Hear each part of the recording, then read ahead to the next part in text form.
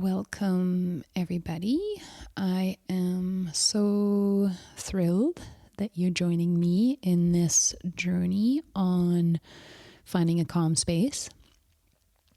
I wanted to kind of give you a little bit of a background on why it is that I'm so passionate about this subject and this workshop and how it was inspired or came about. And so for the past 20 years or so, I've had a general difficulty relaxing. I've always needed some sort of external thing to try to help me relax, whether that was alcohol or whether that was weed. And so always self-medicating. And if I wasn't self-medicating, then I was just a workaholic, living in the state of chronic activation where I would just push, and really not really know any boundaries on where my level of tiredness is, when to sleep, when to wake up, how to kind of find a consistent circadian rhythm to function optimally. And so I got to the point where I was so burnt out that I did everything in my power to unload the external pressures of life as much as possible. And I ended up renting out my house and my business, and I lived in a tiny house for a year and a half.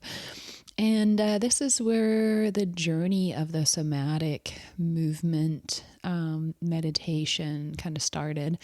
And so I've gathered the teachings from a number of different teachers. Moshe Feldenkrais would be one of them. I started reading his book, Awareness Through Movement, and just kind of went through the movement practices. And I found them very sort of complicated, but very effective. And but it didn't really explain to me what it was that was happening in my system and why I slept so good. I had amazing sleeps after going through these movement practices. And then because I'm an equestrian, and as every woman that has a horse and has been tossed or reared off or kicked or bucked off or whatever it is a few times, is you always carry a certain level of anxiety around working with your horses. And so I got into studying with a woman named Jane Pike, and she has come a long ways in bringing about the workings of the nervous system and how we orient ourselves in space. And that was very helpful. There's also the works of Bonnie Bainbridge Cohen, who has done some somatic movement stuff, which is also such valuable work. And and so I've kind of gathered to the best of my ability a lot of this information, and I'm trying to distill this in this workshop to make it a little bit more comprehensible and understandable. So why is it that we cannot think our way out of anxiety? If you've ever had difficulty meditating and your mind is chasing your mind and you're trying to turn your mind off and nothing is working, well, that makes perfect sense, because you cannot access your nervous system through the mind. So when we go into this next slide here, we talk about the mind and perception. And so our conscious mind, our thinking mind, only operates 15% of our orientation in space. 85% of our brain's workings is through sensory input and the autonomic nervous system, which is under our subconscious control. And so if most of our general being is subconscious, it would be very difficult to think your way out of this mess. And so you cannot use the mind to control the mind. You can only access a calm space using your motor pathways. So the ability to get you way to a place where you are calm and know what's going on, is you have to bring yourself to the present moment. So the present moment is something, if we talk about spiritual work, that is always the key component. But how do you do that, right? If fear and anxiety always is us thinking about the future, and depression is always living in the past. So when we go to this next slide here, we talk about the nervous system and how, I hope this isn't going to be too much complicated input, but I'm going to try to simplify this in a way. So actually, I'm just going to go back to this slide here. So when we look at the way the brain works, is when we are functioning in a survival pattern, place of chronic activation, which is what I found myself in, where I just wasn't able to relax, we can only relate to past experiences. We are unable to take in sensory input. And so we only use a very small portion of our brain. And so, yeah, you're not able to access all of your other wonderful adaptive qualities that your brain has to offer. And so if you've ever found yourself living in stories or living in past experiences, it means that you're living in this state of fight, flight, freeze in your nervous system. And so this isn't just, I'm trying to kind of comprehend tools where you can sense where your nervous system is at and how to get yourself back to the present moment so you can make a new choice. And so now when we go back to the nervous system, if we look at our spine and our central nervous system, which runs down the spinal cord, it is divided into a sensory division, which is the ingoing information, and the motor division, which is outgoing. And so under this category then is the somatic nervous system, which is under our conscious control, versus our autonomic nervous system, which is under our unconscious control. So the sensory division is the only way that you can access your autonomic, your unconscious nervous system, which is going through the motor division of things. Because when the sensory input is coming in, that is under our conscious control, and this is the way that we can find our way to access our nervous system. And so when we have our autonomic nervous system, which flips back and forth all day long between what's called the sympathetic nervous system, which is our fight, flight, freeze response, and our parasympathetic, which is optimal functioning, where we are resting, digesting. It's always flipping back and forth between those two experiences. And so, yeah, the sympathetic is wonderful if you have to get things done and you're really focused, and you need to move, or you need to move away from a threat. And so you default to using past experiences, and you're living in a reflex pattern instead of an ability to be adaptable to the present moment. So the parasympathetic is a beautiful place to be, because not just do all your organs function optimally and all your fluids are going where they need to be going, your whole skeletal structure feels different.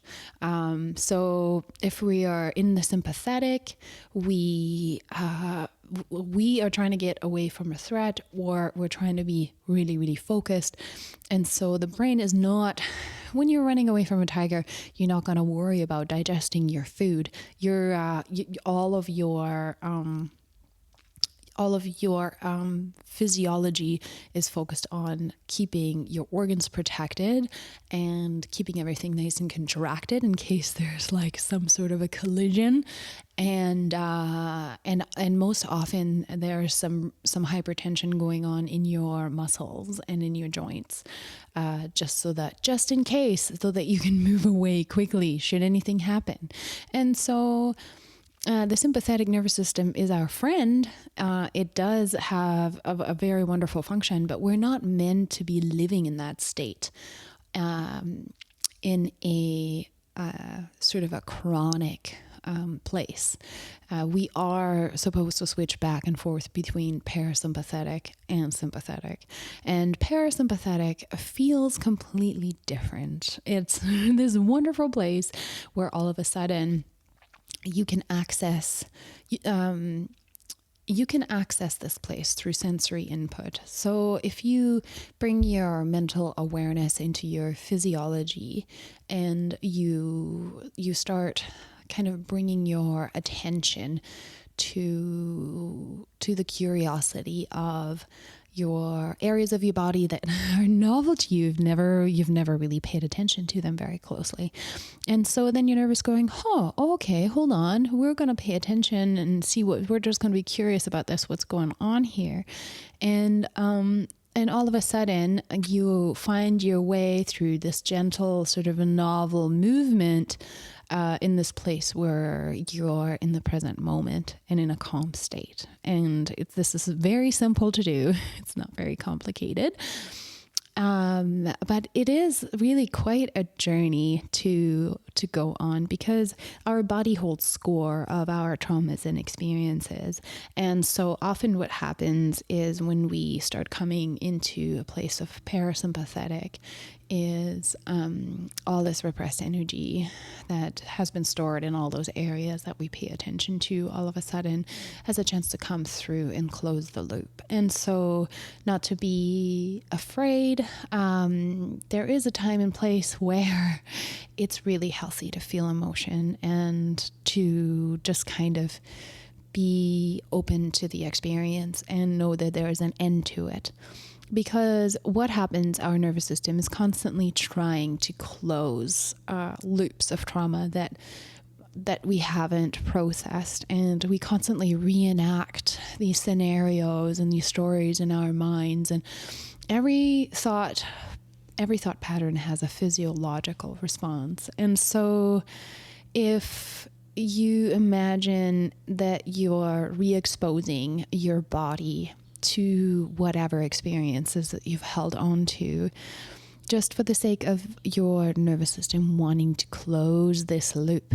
Because if at any point, if you were ever discouraged from or were not able to get away from a threat, or something happened to you where you couldn't go through a full cycle of what I would call a trauma loop. This is Dr. Peter Levine's work that I'm kind of talking about here, but or referencing to.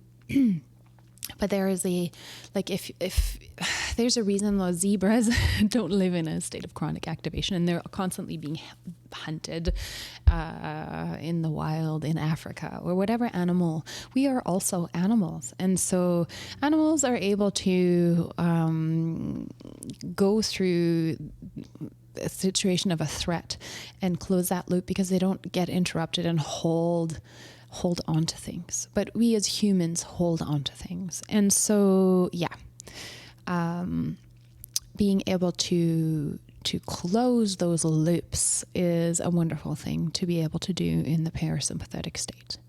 So I hope this made sense to you, to kind of take you through the nervous system.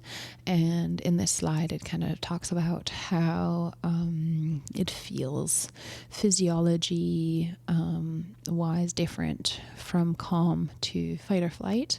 And then we're going to do a little bit of mapping today in our movement practice. And one of the most precious places that I started with is our shoulder girdle. And so the acromion is this very sort of tip of our shoulder blade. It sort of sits right in behind. I'm going to show you when we get into the movement practice exactly where you can find this space. And we are carrying the weight of the world on our shoulders. And so I always find the shoulders a really cool place to orient myself. It's like, oh, am I in a survival pattern? Am I in a sympathetic pattern? Because what will happen to me is my shoulders will kind of move forward in space. Everything kind of pushes in towards my sort of frontal rib cage and up to my ears, right? My kind of shoulder blades move up to my ears. And I find it really interesting watching posture of people that I haven't seen in a long time. And you can see so many of us live in this sort of chronic state where we hold on to, we literally lift our shoulders up to our ears. And, so this part of our body is often associated with the pressures and burdens of our life. And in parasympathetic, the shoulder blades are kind of hanging down, sit wider than the head of the humerus, which is the top part of where our arm sits.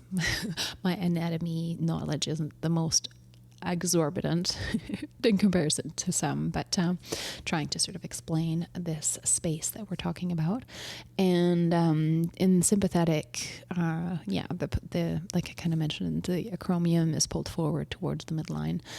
And so we'll start mapping with the shoulder and then move down to the ASIS, the anterior superior iliac spine, which is this little nobbin of our hip bone. And the hips are a really funny thing because it is the emotional center of our body. And so right in the sort of center between our pubic bone and our ASIS sits the psoas muscle, which is most amazingly connected to our fight-flight response. And so I can always feel where my nervous system is sitting at when I sort of focus on this area, because it's really, really, I think it's probably, to me personally, the most obvious feeling my psoas muscle and how it's contracted. And so often what you will find is once you pay attention to that area for a period of time, you might find some you might feel like some trembling or some light tremors when that fascia in those areas is starting to hydrate, and that's perfectly normal. That's a really good sign that things are working. So I've had a very, very tight pelvis. I found it really difficult to let that area go, and so I thought it would be a really, really cool one to bring some attention to today. And then the next area that we are going to be focusing on is the precious foot valve. And so the foot valve sits to the back part of our arch of our foot. And so right between the arch of the foot and the heel is where you would find the foot valve. And the foot valve isn't just a magical place because it pumps fluids all over our body. And so when the cells are breathing properly, I took a cellular breathing workshop with Jane Pike, and the start of the session was about the foot valve.